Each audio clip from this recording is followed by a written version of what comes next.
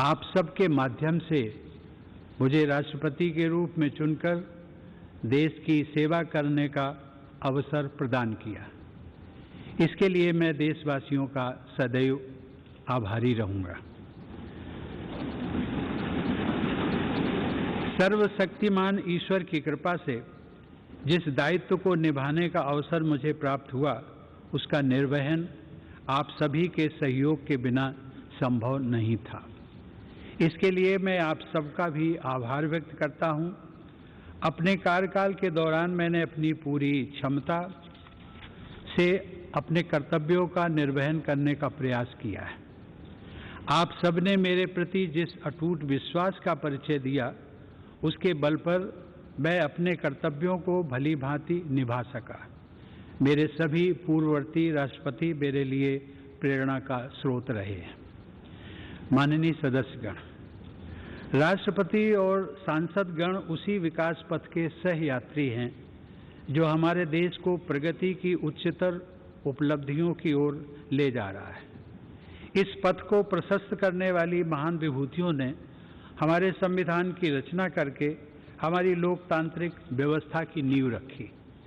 यद्यपि संविधान सभा के सदस्यों को ही हमारे संविधान की रचना का श्रेय जाता है, लेकिन वह ऐतिहासिक कार्य उन्होंने भारत के लोगों के प्रतिनिधि के रूप में किया था। इसीलिए हमारा संविधान हम भारत के लोगों द्वारा अंगीकृत, अधिनियमित और आत्मार्पित किया गया।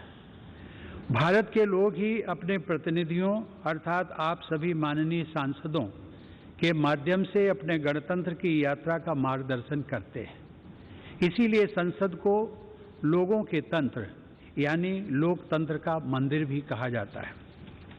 देवियों और सज्जनों, हमारे संविधान के अनुच्छेद 79 के अनुसार संघ के लिए एक संसद होती है जो राष्ट्रपति और दोनों सदनों से मिलकर बनती है।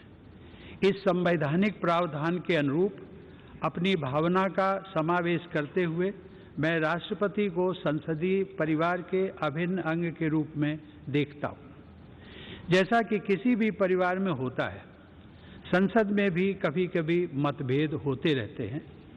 आगे का रास्ता कैसे तय करना है, इस विषय पर विभिन्न दलों के विचार अलग अलग हो सकते हैं, लेकिन हम सब संसद रूपी परिवार के सदस्य हैं जिनकी सर्वोच्च प्राथमिकता है राष्ट्र रूपी विशाल संयुक्त परिवार के हित में निरंतर कार्य करते रहना। राजनीतिक प्रक्रियाएं राजनीतिक दलों के अपने तंत्रों के माध्यम से संचालित होती हैं, लेकिन पार्टियों को दलगत राजनीति से ऊपर उठना चाहिए और राष्ट्र सर्वोपरि की भावना से यह विचार करना चाहिए कि देशवासियों के विकास और कल्याण के लिए कौन कौन से कार्य आवश्यक हैं।